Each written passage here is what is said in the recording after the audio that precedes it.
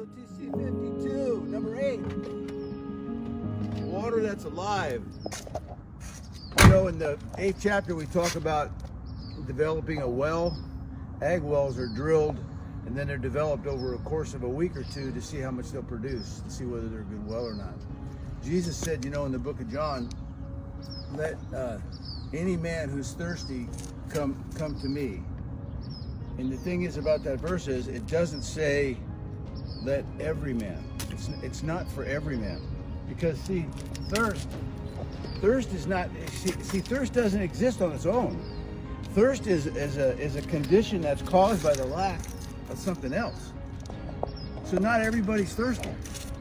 But Jesus said, let every man who is thirsty, any man who is thirsty, come to me. Not every man, because some people are thirsty. Listen, I remember years ago when I went to church, but I didn't believe all the stuff that they were saying, because the people I was looking at, man, they just didn't have it going on. They didn't seem to be happy. They didn't seem to be having any fun, and their idea of a good time was a potluck and taking a nap after church. I mean, I couldn't deal with it, so I kind of went on my own. And as I said before, the Lord blessed me in real estate and the development business, and I made enough money to get a plane and a car and a lot of pretty girls and anything I wanted. But see, what the thing was, is I was thirsty.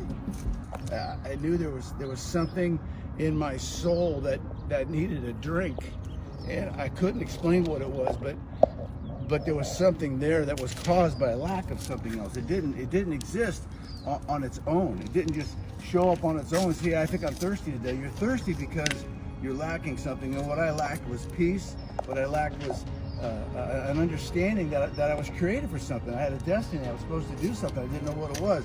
And eventually, it drove me to the foot of the cross. And I'll tell you how that works. You know, this chapter talks about well, and whether the Holy Spirit, this water that's alive that flows through you, and it flows through you, and it flows through you. Well, as the water is alive and flows through you, it has to be developed. So you do more and more and more until you get to a point to where that water that's alive in you is able to spread out to other people like me who were thirsty. I remember there was a blue-haired older lady in a church that had orange shag carpets. It was on the wrong side of town, and I was driving a brand new Porsche by one day, and I thought, you know what, I think I go in there. I think I need to go in there and see what maybe God has for me. I was scratching on the edges of getting that thirst quenched, but I never really had a full glass of water yet, right? So I pulled in there, and I just remember the orange shag carpet when my face fell down on the ground, and I found out who Jesus was, and he answered the thirst of my soul, right? Now that's real, that really happened, but why did it happen? A couple of things were going on, and if you're looking at this today, think about this. There was a couple of things going on. One, I had to be thirsty for a lack of something, a lack of peace, a lack of understanding, a lack of destiny, right? But the second thing that was going on, there was this little old lady in there with blue hair in this little tiny church. She had allowed the Holy Spirit to speak through her and to fill her so that she could take that living water and pour it out onto me so that when I showed up, I could get a drink.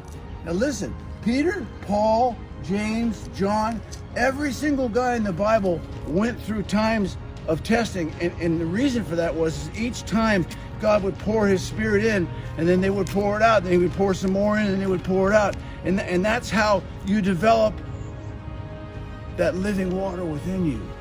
And see, here's the deal: if you're not willing to share what God's given you in that living water, then you're just holding a cup, and you'll never have a pail. You'll just have 8 ounces. You'll never have a 55-gallon drum.